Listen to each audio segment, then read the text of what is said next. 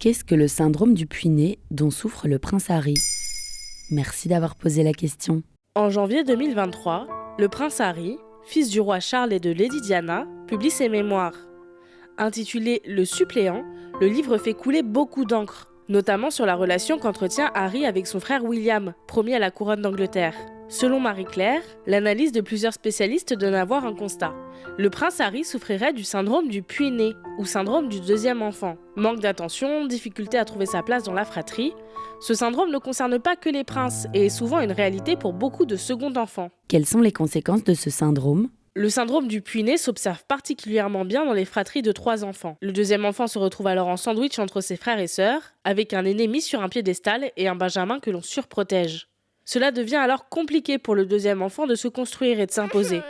Interrogé par Marie-Claire, Saverio Tomasella, docteur en psychologie, explique que le puîné, ce n'est pas un enfant autant attendu.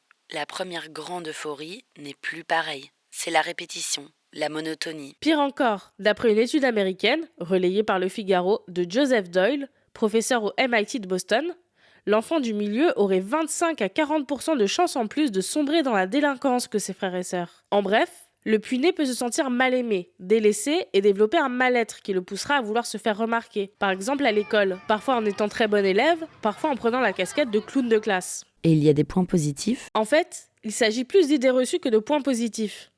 On dit parfois que le puîné est plus créatif, plus calme, pacifique. Mais en vérité, aucune étude ne vérifie cela. Ce que l'on observe en revanche, c'est que ces enfants ont tendance à être plus sociables et conciliants en dehors du cocon familial, comme l'explique la psychologue clinicienne Françoise Pey, interviewée par Parents.fr.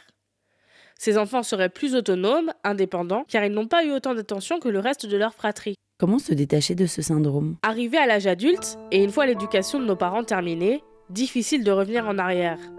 Néanmoins, il peut tout de même être intéressant d'aborder le sujet en famille, car souvent, le syndrome du puîné nous suit même après l'enfance. Il peut notamment nous empêcher de nous imposer en entreprise, ou, plus souvent, la dynamique familiale de l'enfance ne change pas vraiment quand les enfants grandissent.